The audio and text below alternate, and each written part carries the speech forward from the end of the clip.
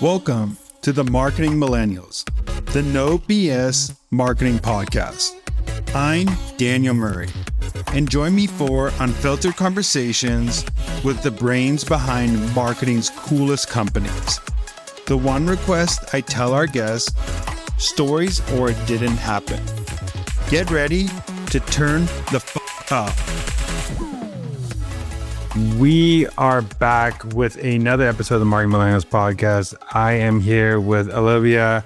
We're going to talk about a channel that has probably been around longer than most channels out there, but it's still growing and it's still having a renaissance. And I think people are still underutilizing this channel, I would say. There are companies that don't underutilize it, like you'll know, like injury attorneys and stuff like that. But there are a lot of tech brands that are in the space that are starting to come on to this channel. But I'll let Olivia introduce herself and give her background, and then and how she got into marketing, and then we'll get into the episode today. Awesome. Well, thank you so much for having me. I'm super excited to be here. It's so funny, like, how did I get into marketing? I've only ever been in marketing, and it's sort of at the same time, fell into my lap a little bit because I went to NYU for undergrad. And I always say that NYU is a really tough place to go to school when you don't know what you want to be when you grow up, because everybody there is so committed and so driven. They have so many more programs for, you're in the Stern School of Business if you want to do business. If you want to do acting, you're in Tisch. I actually was a history major, more on the pre-law track. I thought I was going to be a lawyer. I took the LSAT twice. I got the same score both times. And I thought to myself, oh, I'm not really improving here. I don't think that this is for me. But one thing that people told me was that I should get some real work experience before I decided to stay in school a little bit longer. And so I actually started interning at AOL, America Online. At the time, they had just acquired a Huffington Post, TechCrunch, Engadget. It was a lot of, premium publishers at the time, but then also they were building, sort of a digital ad tech stack. And I worked on the marketing team. And I worked on the marketing team there for almost 8 years. And the second I got there, I knew, I want to pursue this full time. I want this to be, what my career is in, and I want to stay here after I graduate. And I sort of have pretty much had every type of marketing role that you can have since then. Predominant focus on B2B and advertiser marketing, but I've also dabbled a lot on the consumer side, of course, on the brand side. At the same time, I shouldn't be surprised that this is where I've ended up, because I've always been a very brand-centric person. I love brands. I love marketing. I'm very, I'm obsessed anytime somebody does a rebrand, or I've always just been really super into that. I remember being a kid and watching Super Bowl ads before YouTube even existed. How could you find them on the internet type of thing? And that Britney Spears one, Pepsi, was my favorite. And I would just watch it over and over and over. So it's I've always been into marketing. Of course, this is how I sort of ended up. So I have a question for you. So you came through companies that were, I would say, digitally first companies. And now, you made a bet to go to a medium that isn't really, it's coming up on the digital side, Yep. but so you made a bet to go into billboards. Why did you feel so strongly for that channel? Such a good question, and one that I get asked a lot, because I did spend most of my career thus far on the digital advertising side. In between AOL and where I am now at the OAAA, which I'm super excited to get into, I worked at a tech startup called Flowcode, which was a QR code company that was really started sort of quasi pre-pandemic, but really took off because of the pandemic and just the need for contactless connection. And a lot of what we focused on there was how do we help DTC brands scale offline by trying to think about how they could potentially get similar metrics to digital metrics in the offline world by leveraging things like QR on print, on out of home, on TV. So I started to dabble in the offline media space, and quite frankly, I grew up also in New York City, which is just the epicenter of incredible out of home. I've always loved billboards. I've always been somebody that has really been aware of the branded world around me as I sort of experience life. So when this opportunity came across my desk, it was really like a no-brainer for me. One, because I love the medium. Two, because I had sort of already been dabbling in the space. And I also, as a brand-centric person, and I saw the way that digital advertising, especially like social ads, were really moving to like, ugly ads perform. And it just like wasn't for me. I was like, oh, that's like, had a visceral reaction to that sometimes. And I was like, why not like think about how to do like big, beautiful, creative, like in the real world? I also feel like people were sort of post-pandemic wanting to like experience even more, out in the real world as well. So it was a combination of a lot of things, plus the team there. I had known some folks for quite some time, and like the leadership is just really strong. So it was like good people, a medium I loved, the opportunity for just, real growth. And I think that like the combination of that all together was just like really enticing for me to sort of like pivot from a very digital centric advertising role to something that, to your point, over 30% of out of home right now is digital out of home. So there is a digital trajectory, but it's really the combination of both. One sign that I think out of home is a big deal and and technically like an organic driver too is watching the billboards at Coachella this weekend and seeing Hailey Bieber reposting the Yahoo billboard, all these artists doing some funny plays as you drive into the desert. Because if people don't know, unless you fly into Palm Springs, it's a 2-hour drive from LA or San Diego or Laguna to drive. And I just saw tons of artists, brands, people just posting billboards on their feed. And I thought that was like, okay, if you could do something creative like that, it has that digital, because nobody's screenshotting a Facebook ad and putting it on their story. Nobody's doing that. But what's really interesting? There's so many different layers to what you were saying, and I wholeheartedly agree with all of them. The first is the Yahoo thing, which is that's a mock-up, right? And so if you're thinking about Yahoo as a brand doing a mock-up of a billboard on social that's getting reshared by Hailey Bieber, like that just goes to the essence of how powerful the medium is, that it's not even an actual billboard. It's just a mock-up of a billboard.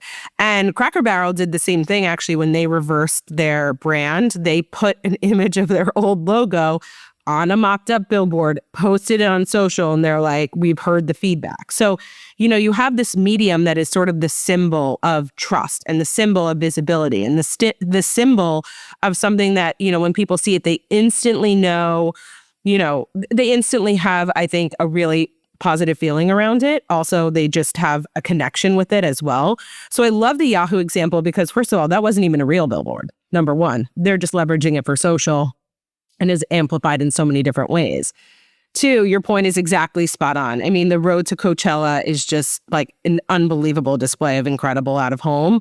And I think just, further proves the power of the medium because it's not that it just lives there in the desert for only the people that are headed to Coachella to see. Like it is so amplified across so many different channels. And I think, that's another thing that really makes the medium so special is just its ability to interact so well with other media. Like it doesn't just live in a silo. The whole goal of it is to really be like this sort of connection piece in the middle of your media mix to sort of connect to social and, to any of your other digital experiences, potentially, of course, even TV or CTV. So, I just think it's so cool to see. And I love that there's like certain times of year where people, really give out of home its shine and its moment that it deserves.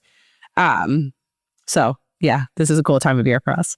Yeah, I think, it's an incredible local channel too. And people don't think about local as hard as other people. I lived in LA for 8 years and you would see all like the local billboards of trying to get their, to be considered for like Emmys and Oscars. And but I want to go into, you recently got promoted to CMO.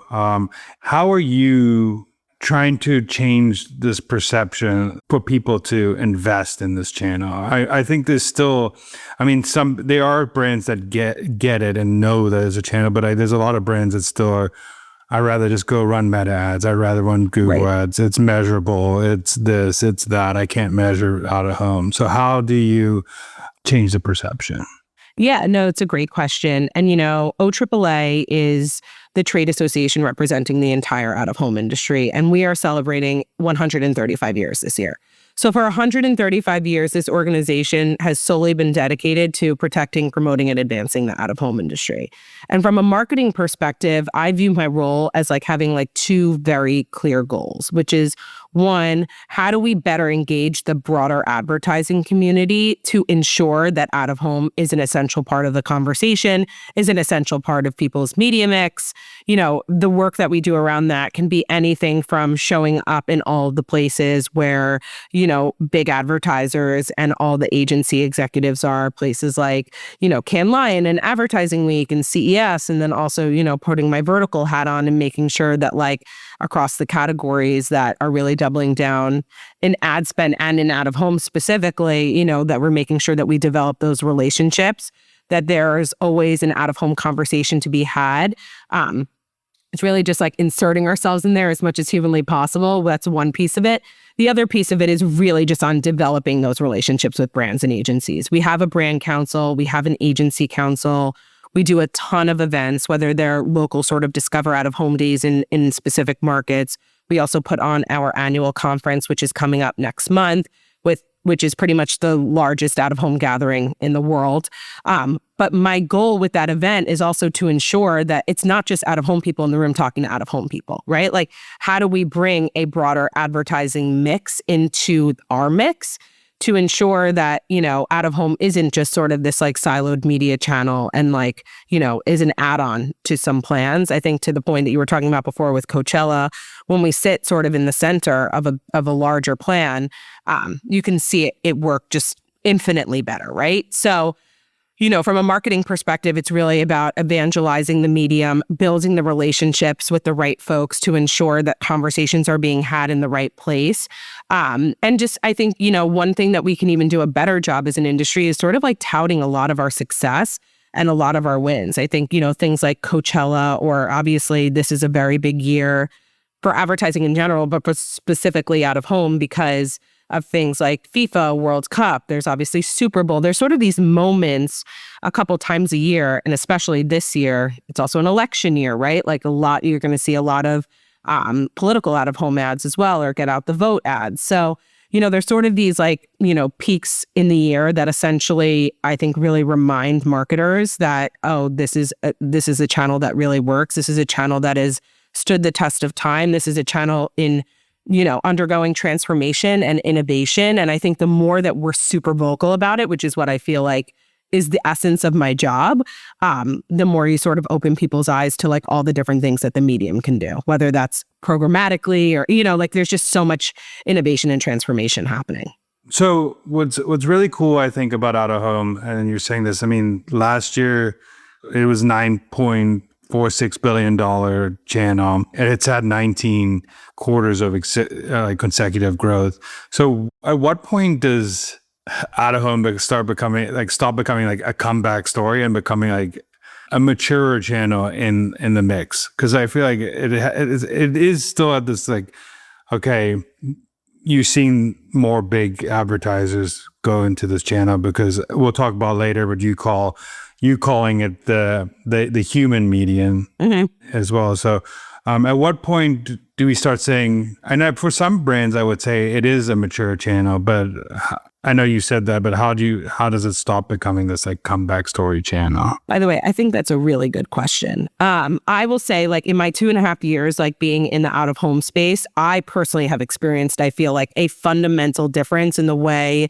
that marketers and the broader advertising industry interact or wants to interact with me from 2+ years ago until now. So I think you're sort of already starting to see that change for sure. I think on the flip side of it too, and this is why, from a vertical perspective, that we, especially for this year, are focusing on a couple of very strategic verticals, because I think if we can prove out tremendous success in some of these areas that get a ton of attention, it will sort of open up the floodgates to everybody else as well. But I think, listen, at the end of the day, we sort of live in an environment and in a society where everybody's sort of chasing the shiny object all the time. And like, there's aspects of out of home it's not the shiny object because it's a 200-year-old medium, right? Like something 200 plus years old is not necessarily going to feel new and shiny all the time, right? But I think that's where some of that, innovation, transformation, programmatic development, digital development, and sort of the general digitization of the medium, the more that happens at scale and the more I think, bigger conversations we have, the more, listen, take somebody like Alex Earle and what she just did to launch Real Actives, where like the billboard that she had in New York City with the puzzle pieces was like an essential part of the launch, right? Like, I don't know if something like that would have happened 3-4 years ago, right? It's like you sort of are starting to see this turn happen. And that's why there's a lot of amazing examples that we can talk about right now of just like really interesting things that are happening in our space, because like the tide has turned, but it's like, it's also at the same time still turning. So I hope that we get to a place in the next, I don't want to even say years, I think shorter than years, where it's like we're not talking about this comeback story or, like a renaissance for out of home, but more just like sort of the fundamental essential nature of it for any brand that is looking to, build a meaningful connection with the consumer, tell a visual and like very powerful story. And at the same time, there's also that both sides of it. You hit upon it earlier, which I think is so true. It's like you can be a big advertiser like an Apple or a Verizon with, just like a big brand awareness campaign, or you can be a local advertiser and leveraging out of home directionally, or, like Cracker Barrel does that. They're obviously a big national brand that uses it from a local perspective. There's just a never ending amount of things that you can do. So I think the more we tell those stories and those anecdotes and show them off, I think the more that they'll just become ubiquitous. Yeah, a great example of a brand that does very good local is Buc-ee's in Texas. As you drive and there's a bunch of billboards saying, like, you're close, like 101 miles to this, and you can get this at Buc-ee's, and this, like funny things at Buc-ee's and bathroom. But it's like the whole drive, you just reminded that you can go to a Buc-ee's, and that's a great example. And when you're ready for it, like it's like was right there at the top of your mind. I wanted to ask you, because I think, if I'm not mistaken, digital out of home advertising is now a third of the revenue of all out of home. Where does that ceiling sit comparatively to just like regular out of home advertising? Because digital, the cool thing about digital is you can run a spot for an hour, or you can run a spot for 3 weeks if you really want to, and you could run it.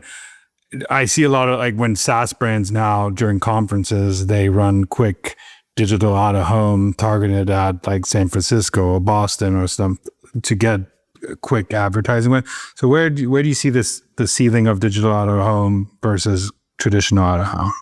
Yeah, I don't necessarily know if there's a ceiling per se, because the more signs that are digitized, the more opportunity there is. So, obviously there's like hundreds of thousands of different signs and formats across the US. And the more that those transition from static to digital, the more opportunity there is for digital. So it's kind of a really super exciting thing, because I don't think there really is a ceiling on it. There's also so many different types of formats within the out-of-home ecosystem that are digital as well. Obviously, like cinema is a piece of that too, right? And like that's sort of, when you think about out of home, a lot of people just think about billboards. So they're just thinking about digital billboards, but there are so many different signs. Of course, there's transit and street furniture, there's airports. So the digitization of any sign in the US, like to me, that ceiling really doesn't exist, or it's exciting that, it feels like it could be potentially,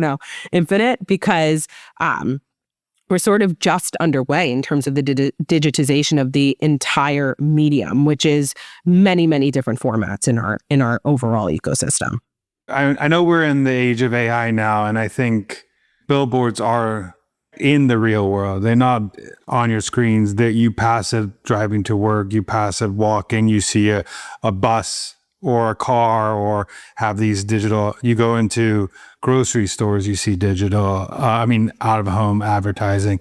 I want to go into your positioning of this and the thought behind it, and what are you trying to get with calling it the human medium? Yeah, no, thank you for asking that question, because since I joined OAAA 2+ years ago, we've sort of been endeavoring on this positioning work. And I think a lot of it stemmed from the fact that, as an industry, out of home is so many different things. And there are, listen, just the OAAA has 850 members, right? So it's not like when you're going up against search, you're really going up against Google. There's not like one, we are a conglomerate of a lot of different amazing out-of-home companies. And, at the end of the day, the importance of us being unified as an industry, aligned on our talking points, aligned on our core value proposition in terms of like what makes the medium great and a worthwhile buy.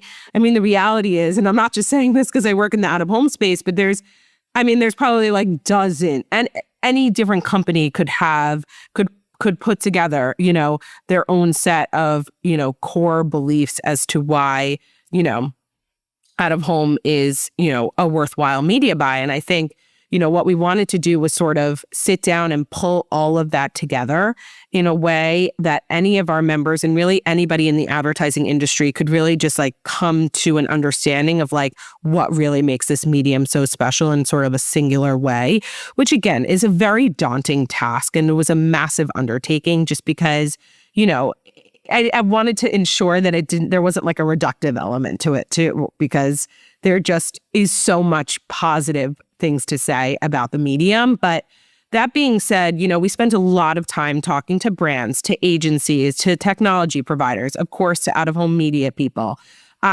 just really getting a lay of the land of just how they view the medium.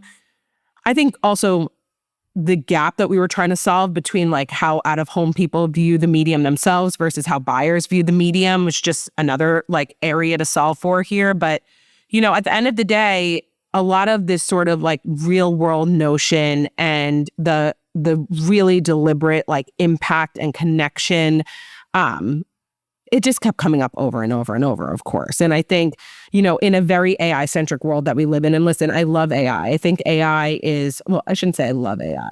I think AI makes people's lives a lot easier. I think it's an amazing enabler, and I think it helps people.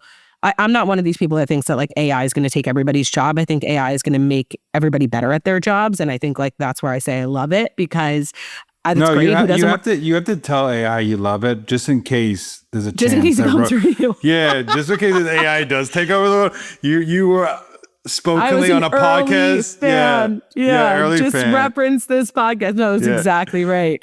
But at the end of the day, especially because think about like during the pandemic times too, which like I always hate like bringing up the pandemic, but like we have to be real about the fact that like digital consumption skyrocketed. People got really used to like just doom scrolling, being algorithmically driven, discovering new like everything was so digital, mobile centric. And I think like what we're seeing now is sort of this visceral reaction to people just wanting to be like out in the world and living their lives again. I remember even like pre-pandemic, there were so many studies that came out that were talking about millennials, and this is the Marketing Millennials podcast, so it's relevant. But, people were talking about how much millennials loved experiences, right? And I still think like that's still innate with like this whole cohort of a generation. They just had to take a few years off because of like the state of the world. And so everybody's coming back with a vengeance, essentially. And so when you think about all of these things together, where people like want to be out there in the world, but like we live in a very sort of like tech immersed, like digital centric world.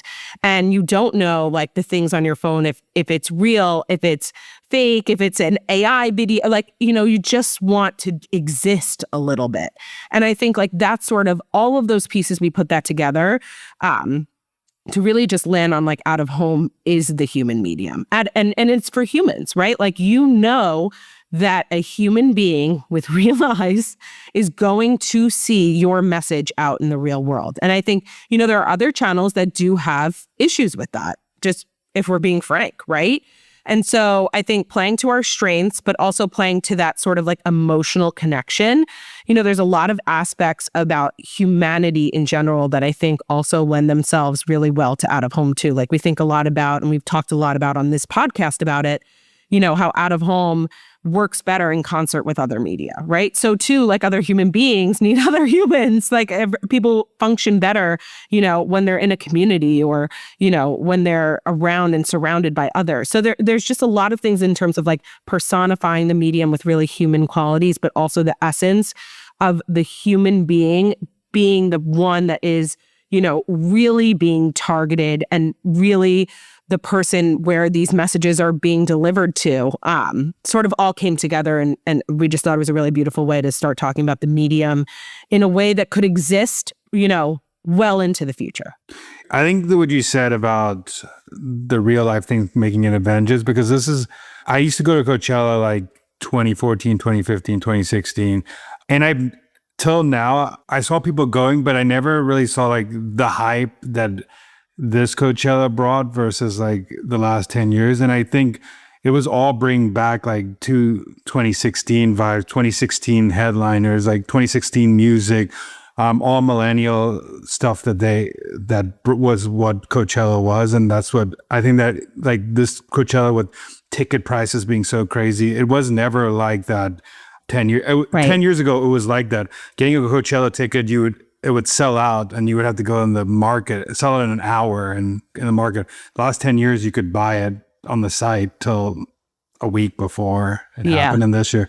But I wanted to go into one thing. I think based on all the billboards you've seen, and you've seen a lot, how could brands win on this channel? Like what is some tactical things that if a brand wanted to enter the space, like how could they make their billboard actually produce, let's say, brand awareness or on the other side, actual conversions to site? Yeah, that's a great question. And by the way, speaking of 2016, it just got me thinking about how like that whole social media trend of everybody like posting like where they were in 20, like there is sort of this like return to a different time, but like a previous time. And I do think that our medium is benefiting a lot from that. When it comes to out of home, or really when it comes to any media, I always say, like, what is your KPI and what is your call to action? I think a lot of times people put a message on a billboard and they were like, well, did it work? And it's like, well, what did you want to happen, right? And they can't really ascertain, sort of like what the proof of performance or what the metrics were that they were actually looking for. And I think, we talked a lot about on this podcast as well that there's just so many different formats of out of home. And I think, you could leverage it from a proximity standpoint. You could leverage it from a big brand awareness campaign standpoint. You could have an amazing, discount or offer. You could build out a unique landing page. Like you could partner with a creator who shares it on social. Like, what are you trying to do? And I think a lot of times people just sort of slap a message on a sign and they're like, we did out of home, but we don't know how it performed. And I would say some of the rigor that brands really do apply to other channels, I think that sometimes that does get a little bit lost with out of home just because some brands are potentially viewing it as sort of an add-on to a campaign. So I would say being really upfront about like, what are you trying to get out of this? How are you using this particular sign? What's the message for this sign? And then going from there, because I think you do see a lot of brands use it in a lot of different ways, but the ones that keep coming back to the medium have cracked the code for themselves, essentially, right? And I think that's because they have really strong KPIs and they have a really strong call to action, and they know exactly what they're using, which sign to do what for. And so I think if you're strategic about out of home in your plan up front, you will have the same results. Yeah, I mean, there's so many ways to test it these days. Like you could do, like we talked before, a local campaign, see if lift in that local area came up. Like I used to, I see a lot of brands doing that. If you, like you could do it based on events that are happening, like conferences or where your audience is going to be in that area and you want to be top of mind. I think we are in the era, and I think this is why you went to out of home, but we are in the era of like creative and brand being having a renaissance Yeah. again. And I think if you're not thinking about having that good one-liner on your billboard, having good creative on your billboard, having something that's going to stand out when someone drives by, like you saw in the Coachella, some of the ones that got screenshotted at Coachella are the ones that stood out. The ones that didn't stand out are not being screenshotted and putting online. So I think thinking about that is, it's not also an ad that I took from Facebook and I'm putting it as a digital ad, or as an ad I put as a banner ad that is on other sites, and now I'm making it a billboard. It's a total different channel. And you have to understand like nuance of neighborhoods. Like what's a joke that would happen in Philly versus the LA versus Coachella audience versus, I think those are things where you have to really understand market if you're going to go into some of these markets and play. By the way, and that is something that I actually super love about the medium, is that like, if you phone it in, like people are going to know you phoned it in, right? Like I do think that there's a little bit of an intimidation factor with the medium a little bit, especially from a creative perspective, because like you are on full display. Like it's not like with social media where someone is just going to scroll past and it's not going to, like they are going to see it and they are going to evaluate it and they are going to think about it. And, you know, the OAAA has an award show called the Obies. They're now in their 84th year. And it's like, yes, of course, there's a lot of like the big national brands that spend millions of dollars, but there's also local brands that win as well, because like the creative is so strong and so unique and so really makes you think. And I think that, to your point, I totally agree on a creative and brand renaissance. I think there's a lot of expectation these days just because, you know, the reality is a lot of people have a lot of skills now because of social media, right? Like they can teach themselves how to design, and there's amazing tools like Canva where everybody essentially is a little bit of a designer. So people go out in the world and they're sort of, you know, I'm not using the word judge in a negative way, but like they are reviewing what they are seeing and they are assessing it. And so I do think like there is a little bit of a higher expectation for out of home. And I just think that is to the absolute strength of the medium. I also think just like CTV and TV, I think since it's an older channel, I think it gives you more, it makes you seem like a bigger brand than you really are, even if you aren't a bigger brand. And I think that's one thing I think about it when I think of but also I think now more than ever is when you're doing a digital out of home, like don't think of it as a one way to just that as your amplification. I would make it so good that you want to run a Facebook ad promoting that, like as an ad on Meta. You want to screenshot it and put it as an organic social post. You want to put it in an email campaign. So I think that if you're doing out of home, you also got to think of it as an omni-channel play. Where how could I use this creative on multiple channels to get the best bang on my butt? Because sometimes that is the benefit of out of home, is taking that New York Times Square screenshot, putting it on social. It's that I'm taking it in a beautiful location, screenshot social. And then sometimes it's such a good creative that you want to promote it on multiple channels. And I think also people don't think of that when they're putting out an out of home campaign. I absolutely agree. I do think that, you know, that's why we always talk about it as out of home being just like an amazing amplifier of other channels. But like if you can get the creative right on out of home, it sort of makes your job easier on every other channel, because it definitely is the hardest medium to design for. But if you can get a message that you are trying to deliver succinctly, uniquely, creatively, like into that sign, then you can just take that and run with it everywhere else. And I can guarantee and will promise it will make the rest of your campaign that much better. Since we're talking about millennials, and I want to talk about Gen Z in this channel too, but I mean, millennials grew up mostly online. How is out of home resonating with them differently than they resonated with their parents or the generation before? Like is there a way to is there a difference between generations? I love that question. I think there definitely is a difference with generations. I think, I think about myself as a millennial, and maybe my experience is a little unique because I grew up on America Online and then I went to go work there for almost a decade. But, like, I feel like there was an element of like human discovery online for millennials when they first got on the internet. And, the Gen Z, I think you're sort of almost seeing a little bit of a reaction to being so algorithmically driven, where you're being like, I don't say force fed in a negative way, but, you are being shoved content that, the algorithm thinks that you will like or that you've previously engaged with, instead of you as a human being potentially discovering something really on your own. And I think that's where out of home is really special, because like not only are you able to discover things on your own, you're able to discover them in the real world and not just on your mobile device. So I think we as millennials, and the way that like yes, I agree with you wholeheartedly. We grew up on the internet, but we grew up in a very different internet that exists today.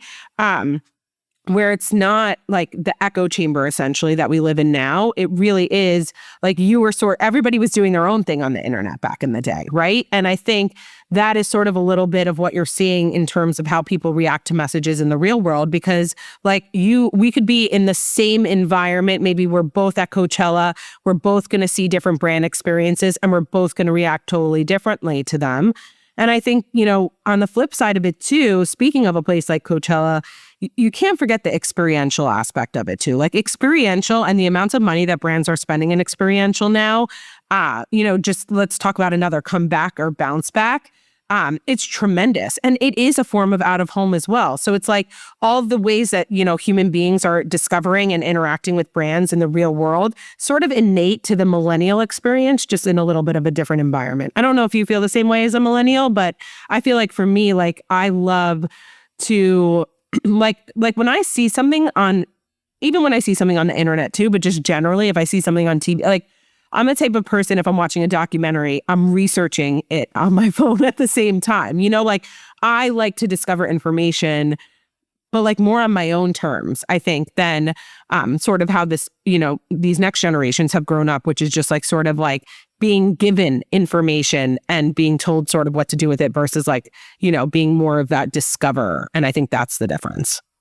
And I also think like what you just said, when people think of these channels, there's always been, and through all life, there's always been a distraction happening.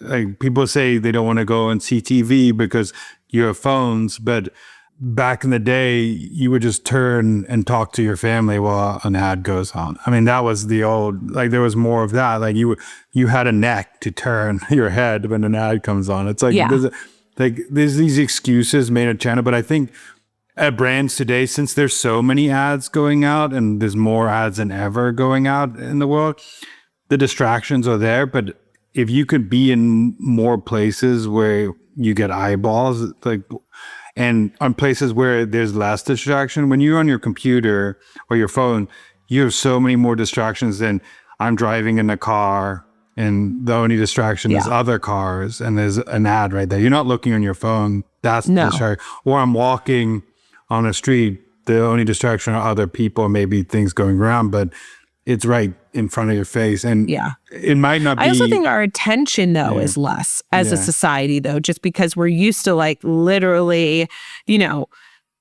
we always say with out of home, it's like, just really have to capture somebody's attention between like 3 to 7 seconds. Like you don't even get half a second on social media these days too, right? Like, so I just think it's also the attention span of some of, essentially how people are being wired now just because of the use of technology and like how that changes when they get into different environments.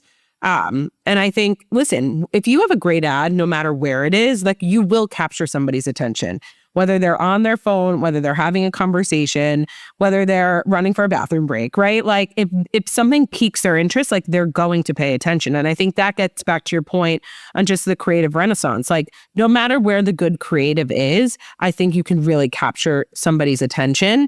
I just think some environments like ours are a little bit easier than others. Yeah, I think people mistake attention for impression, and that's the problem. Like just because you're getting impression doesn't mean you're getting intention. Great, and I agree. Yep. And that's the problem with a lot of these channels. Is like, okay, you're getting 1 million impressions, but how much attention of those impressions are you getting? And that's the real question. I mean, you can see it on site, but it doesn't mean that you're actually getting good attention from those ads that you put out. I think the other thing too is, when I left AOL, and a lot of the time I spent working with DTC brands, and I know that you probably have a lot of familiarity with this as well, they were just so hyper-focused on performance and all of the metrics that they were getting from all the big channels. And, I think we've sort of come to realize that like maybe a lot of that wasn't so real, and like how much of that was fraud and bing, bang, boom, right? Like we could go down that whole path. And I think there's sort of, marketers today out having a little bit of a, counter reaction to that, where it's like the balance between awareness and performance. Like everybody went so far into the performance bucket before realizing that some of it probably actually wasn't as truthful or as real or as, viable as the metrics showed. And sort of the pendulum is swinging a bit back to be a healthy balance between awareness and performance. And I think a channel like ours really allows people to do that in a very beautiful way, because to the point earlier, like you can use different signs to drive different messages to deliver different outcomes. And I think having that balance is really important today. In the past, I think a lot of DTC brands in particular went into the offline world or invested in out of home just so people would think that they were real brands, right? Like it's not an Instagram brand. Like this is a real legitimate brand. You're going to order something from this company and you're actually going to receive it, right? Like we sort of lived in a little bit of a time where people like were even unsure with respect to some of the brands that they were engaging with and interacting with on the internet, if they were even real. They came to out of home to prove their realness, right? And I think that's just like another incredible attribute of the medium, where it's like goes back to that sort of like trust and viability factor. But I do think that like we sort of are living in this world now, and I hear it and I see it from a lot of brands, where it's like the healthy balance between both performance and awareness and having a full funnel strategy is like, those are the brands that are successful. And a medium like out of home, it like serves various but really important aspects in that. By the way, so do all other channels. But everything has to sort of have a role in its place. And I think we've really leaned a little too far in sort of that like performance only bucket that I think that's sort of also what is sort of part of what's rising the out of home tide, essentially. I also truly believe that people are mistaken of like performance marketing a little bit, because I think these brand first channels, I would say, like, that have been known as brand, are really performance channels, but for your bottom line, like 9 months or 6 months down the line. Like you're betting that I want to stay relevant 6, 12, and I need to have a brand when that happens, because as you spend more on performance, the bucket starts shrinking because you already captured this. You're early adopters, and then you have to go to the next bucket, which is even harder than the next bucket that's really harder. But if you're building brand and you becoming that cooler company or the better company, or it's seen as like the brand that people want to be, it makes performance marketing way easier. 100%. And that's the problem. I want to ask you this, because I ask everybody in this podcast, but what is a marketing hill you would die on? Ooh. Wow, what a good question. I think just exactly what you're saying, like brand fucking matters. Like it really does.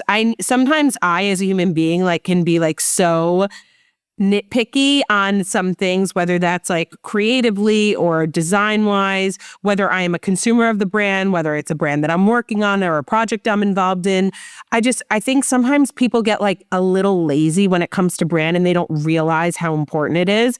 I've watched a couple of interviews with the founder of Poppy. She talks a lot about like the importance of brand and how that was essential, in addition to having a great product and all that. Like having a great product is really important too, don't get me wrong. But I do think like brand really, really, really, really, really, really matters. And it's never not going to matter. And that is a hill I'm willing to die on. It's never, because at some point you're spending a commodity that has no emotional value to that person, and that's the problem. I also think investing in brand is never going to be like a worthless investment. Even if like you get it wrong, like And maybe you'll waste money for sure in terms of getting to a proper outcome, but investing in your brand, whether that is like the packaging, the tagline, the messaging, the look and feel, your website, like just the whole ecosystem around your brand, like it just does, it really does matter. And I think especially, as people, like we are all very like subjective beings, but people like to look at things that are visually appealing. People want, how are you going to otherwise capture somebody's attention on shelf if not for a great and interesting brand with color and pop and pizzazz? Like, I don't know. If something catches my eye, I'm like, why is this catching my eye? It's because, like somebody really spent time investing in the brand of it all. And to me, that always captures my attention. And I'm always like, anytime a brand that I love does a rebrand, I sit with it. I'm like, awesome. I'm so happy they spent time doing this. This is amazing. So for me, I love brand. Yeah, I think people forget that is the foundation for everything you do, where even performance marketing, like you have to have those values, that messaging, that positioning, and brand is not just that I'm going to put a house at Coachella, or I'm going to do these like fancy campaigns. It's like that foundation of packaging, positioning, how are we going to show, like how do we want to show up, like what do we want to like message to the world. I think people forget that's a foundation, and they think of brand as I'm spending money to put my name out there, but that's not brand. There's a difference between like branding and brand. I think that's agreed. But I will say, like, if you have a shitty product, like, shitty there's only so far that brand can take you. Yeah. But I agree. It's like, if you really are investing in like how your product comes to life in a way that is meaningful and makes sense, and you put a concerted effort into it, I just think the payoff on that is like exponential. Agreed. Lastly, where could people find you, or what you're doing with billboards, or this conference that's going on? Well, you can follow us and all things that we're doing at the OAAA, OAAA.org. And our social is at your OAAA, and that's OAAA. It stands for the Out of Home Advertising Association of America. And our conference is upcoming. It is May 11th through 13th in Dallas. Obviously, the theme of our conference this year is the human medium, which we touched upon. We do this conference every year around the May timeframe. As mentioned, it is the largest out-of-home gathering really in the world. To your point earlier on injury attorneys, you will be excited to know that John Morgan from Morgan & Morgan is one of our keynote speakers this year. They are the number 2 out-of-home spender in the country. We also have Emma Greed joining us as a keynote speaker, a bunch of great brands, agency folks, a lot of out-of-home folks, just really important conversations on everything from programmatic out-of-home, AI, sports. We have the Dallas Cowboys joining us, as well as the Dallas Cowboys cheerleaders. I mean, it's going to be a great time. So anybody that's even remotely interested in out of home, I highly recommend coming and checking out the conference. But if there's ever any resources, questions, anything that people need with respect to the out of home world, OAAA can be your guiding source. So please get in touch. Yeah, and I truly believe it's a channel that you should be testing into. If you're not, and I do think it's a channel that has ROI that explodes more than just putting a billboard out in space. Like I do believe in the omni-channel play. I do believe that you have to be everywhere. I do believe that top of mind wins in marketing, and the best way to stay top of mind in the real world, not on the digital world, is out of home. So. Well, what's so funny is like when we were doing some of the positioning work, and like I'm a person, like I love an acronym, like I love letters. And I was thinking about like the O in out of home. And I was like, we put the O in omni-channel, like just funny things I was like thinking about and whatnot. But actually that's how I got to like the human component. And I was like, okay, if O is for omni-channel, optimize, there's like so many great O words in the marketing ecosystem. I'm like, what's H? I'm like, H is super weird letter. Like what? And I was like, oh my God, H is for humans. And like, honestly, like, and sometimes like that's just how all these different pieces come together. But, I totally agree with your point on omni-channel. We think about that a lot with respect to, the medium in general. Like it it just functions so much better when it is just part of a complete strategy instead of either being siloed or as an add-on. And I think if that's one takeaway that anybody has listening to this podcast, it's like, test it. And I'm not saying don't continue to do the other things that you're doing. I'm saying test it in conjunction with the things that you're already doing. And I guarantee you're going to see a lot of success. Yeah, it's crazy because whenever people say, when I like a channel, I always say, like, nobody says stop running Meta ads, and they do perform. Nobody's saying stop running Google. There are some things you probably are doing wrong on those channels that could take some budget and put them towards the channels like out of home, digital out of home, CTV, the channels that are not those channels. But I do think that don't stop running Meta ads if they're working. So I don't stop running Google ads. But there's probably something, sometimes you also have to update your measurement and attribution system because that's screwing up that too. So, well, I was just going to say that. I mean, we had the AI conversation. I do think, like, especially from a search perspective, like this whole SEO versus AEO, like a lot of channels are changing regardless, right? So if we're thinking about marketing holistically and you're thinking about incorporating out of home, you're probably also thinking about like the updates and sort of evolving the way you operate other channels as well. So I think it's very much like an influx point for marketers as well in terms of thinking about how they holistically view their entire marketing strategy, because I'm not just making a recommendation to include more out of home. You know, the reality is that you're probably rethinking a lot of the things that you're doing.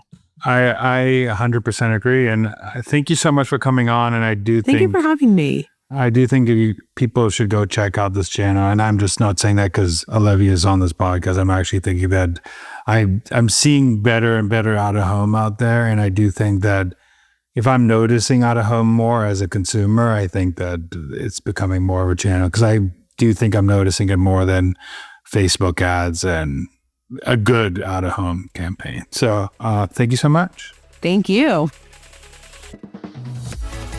Thanks so much for listening. Keep tuning in to hear more great insights from the coolest marketers from around the world. If you haven't already, make sure to subscribe and follow the Marketing Millennials podcast on Apple Podcasts, Spotify, YouTube, or wherever you get your podcasts. And if you like what you hear, I would greatly appreciate you giving us a 5-star rating. It helps bring more marketers into our community.